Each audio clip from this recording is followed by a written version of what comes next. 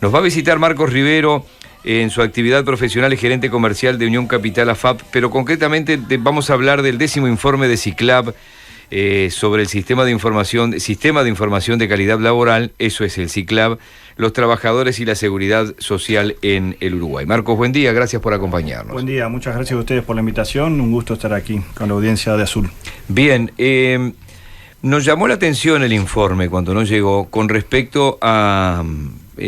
Cuando se habla del sistema mixto y se habla de lo que se ha hablado en los últimos tiempos de los cincuentones, es mi caso particular, por ejemplo, donde había notorias diferencias con respecto a lo que se percibía por una jubilación y otra, no se toma en cuenta, yo no he tomado en cuenta, y miles de trabajadores tampoco, por lo que vemos acá, lo que se llama el aporte personal adicional, podría llamarse de alguna manera, ¿no? Ese ahorrar un poco más.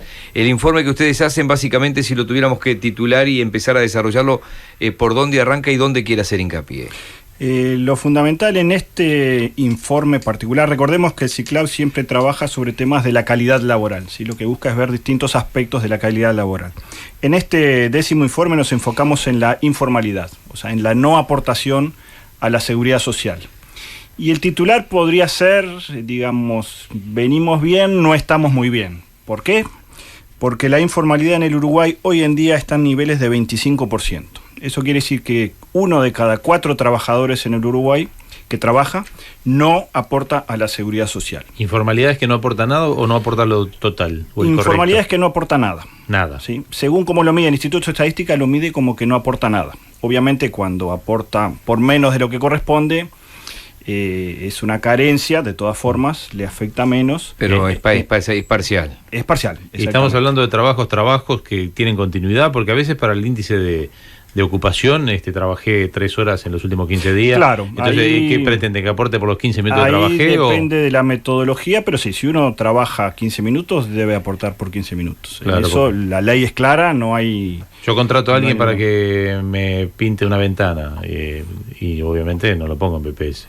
Lo que ahí no estoy es diciendo el razonamiento exacto, habitual. Sí, no corresponde, no es que... porque digamos esa persona pinta una ventana hoy en tu casa, mañana en la mía, pasado en la de Miguel. Bueno, al final todos dicen lo mismo y él trabajó todo el mes, trabajó 10 horas por día y no aportó nada. Claro. Lo que pasa es que esa persona, según el propio estudio de ustedes, en realidad no le importa mucho no aportar.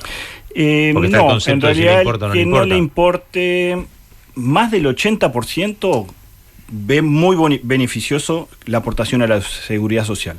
Y un nivel muy parecido considera que no es ético no aportar a la seguridad social. 67% por lo que estoy viendo. Exacto. Ahora, de ahí a efectivamente aporto o solicito que aporten por mi trabajo, a veces hay una distancia. Seguro. Que eso depende mucho de la relación que pueda tener el empleado con el trabajador, la importancia que le da la jubilación. Pensemos que el nivel de informalidad en los jóvenes, eso es una de las conclusiones del informe, es mucho mayor que en la mediana edad. Después de los 30 a casi los 60, el nivel de aportación es menos de 20%, el nivel de informalidad es menos de 20%. Pero en los más jóvenes o en los mayores, ese nivel crece mucho, es muy alto. Por distintas razones. En los jóvenes uno podría explicar, bueno, recién están empezando, no trabajan de repente una jornada completa o no trabajan todos los días, ven muy lejos el tema de la jubilación, la persona que los contrata los está probando, bueno, vamos a ver si funcionas bien te dejo, eso es una mala costumbre que también existe en Uruguay. ¿No es desproporcionada la aportación? Ahí ya es otro tema, la aportación es 15%, ¿sí? En cualquier caso para todas las personas. Más el aporte patronal.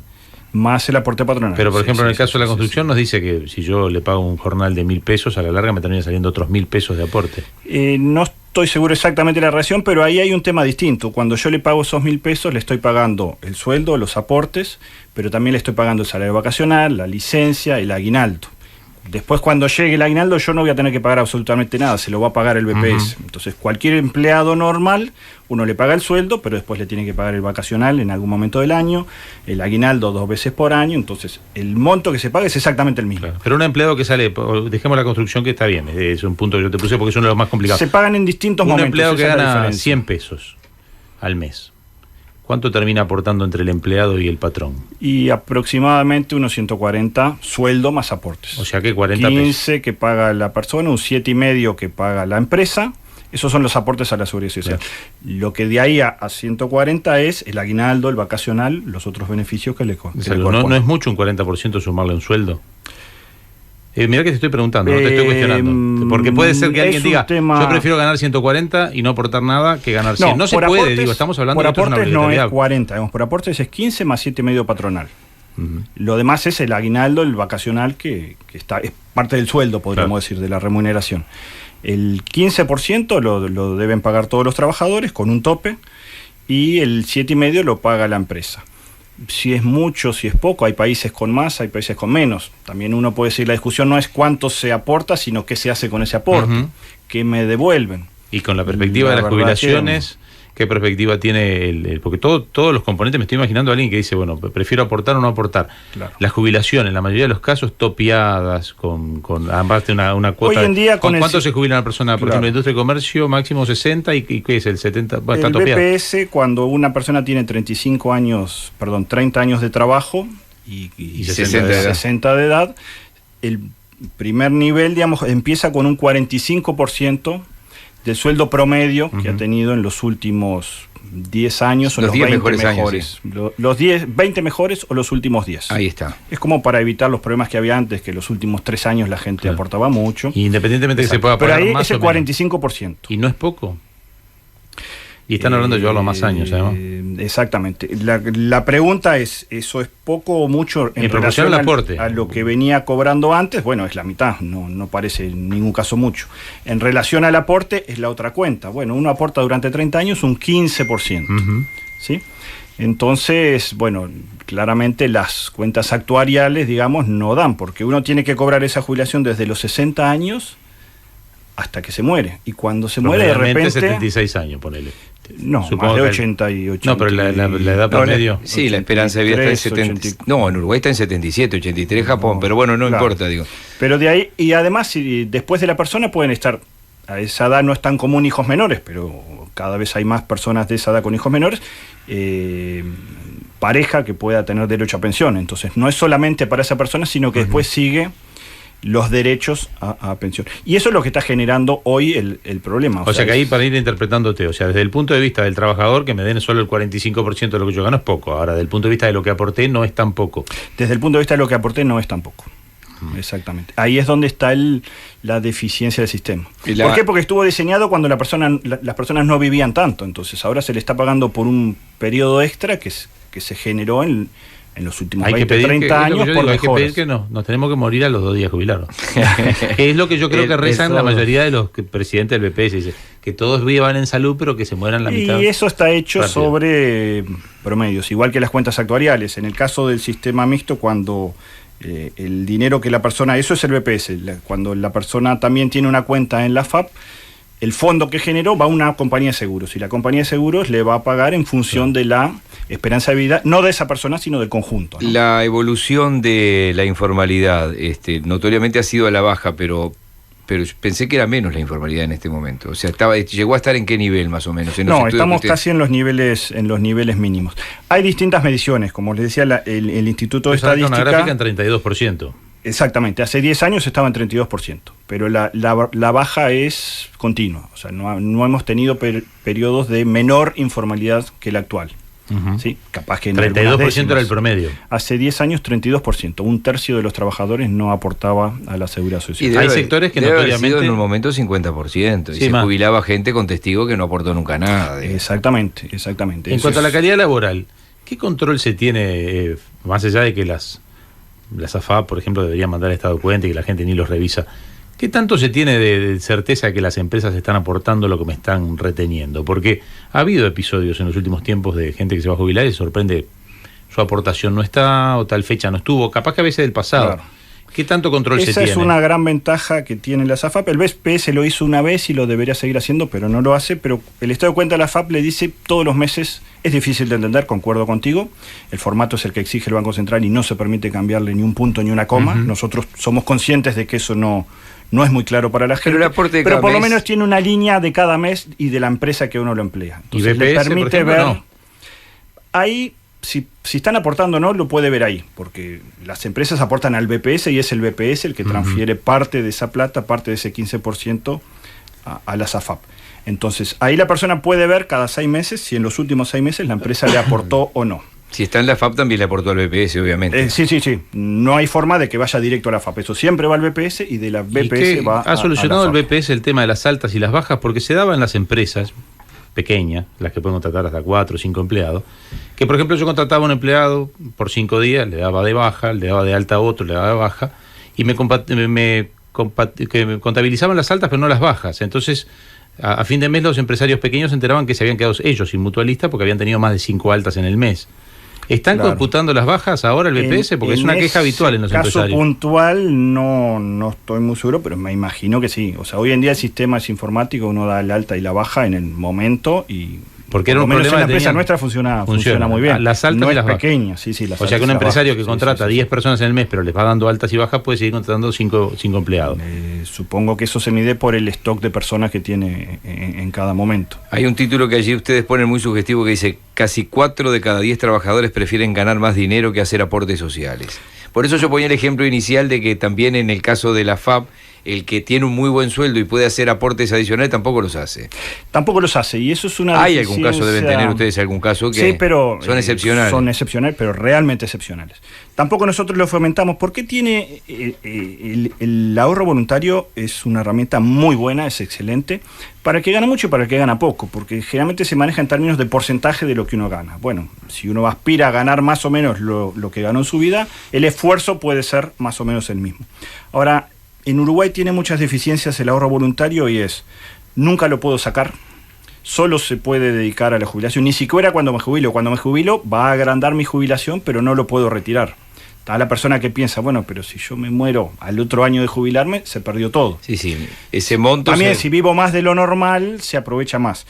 Entonces lo que se hace en otros países, y es lo que nosotros nos gustaría que se empiece a estudiar en Uruguay, bueno, una cosa es el ahorro previsional, que uno está bien que no lo pueda sacar, porque si no se queda sin cobertura cuando más lo necesita, pero el ahorro voluntario podría ser mucho más fuerte si uno lo pudiera sacar. Después el día que es se probable jubila, que no lo saca.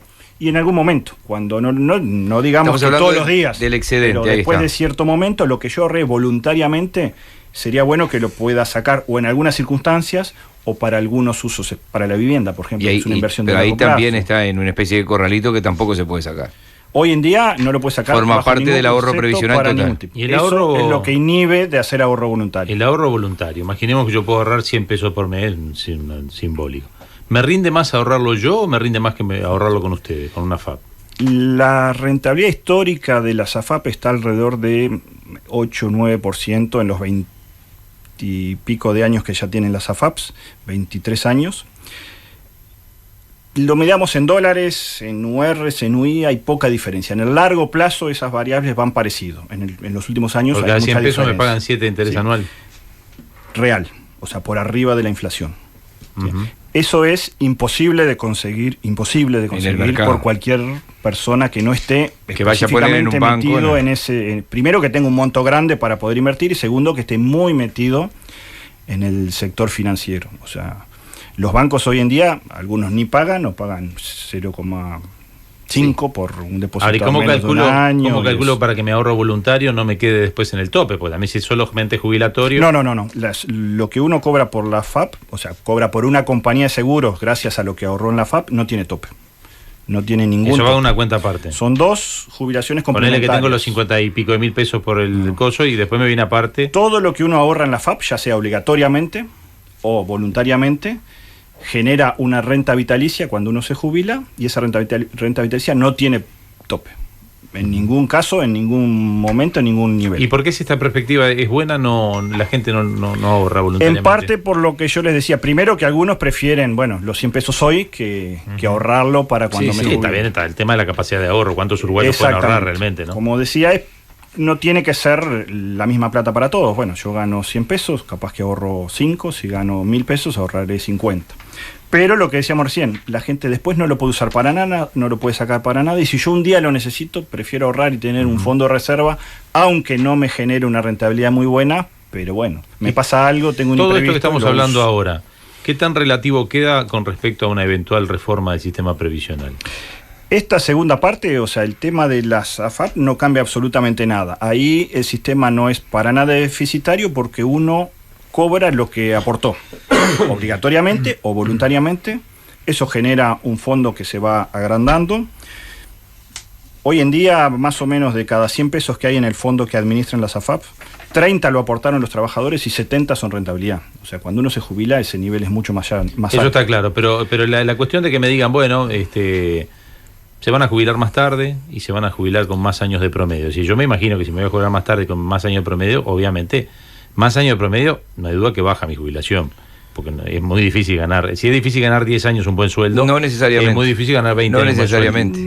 Hay gente que si va avanzando, te digo por el asesoramiento que yo recibí, si vas avanzando, de repente te jubilás con 48.000 pesos, por ejemplo. Bien, la edad te jubilás en vez de los 60 a los 65, claro. capaz que ya llegás a ese tope de 58, 60. Acá la diferencia es cuando uno, en general, la curva salarial de una persona va creciendo desde que empieza a trabajar hasta casi al final. Al final muchas veces baja un poquito, uno antes de jubilarse empieza a aflojar un poco con el trabajo. Eso es la curva promedio, digamos.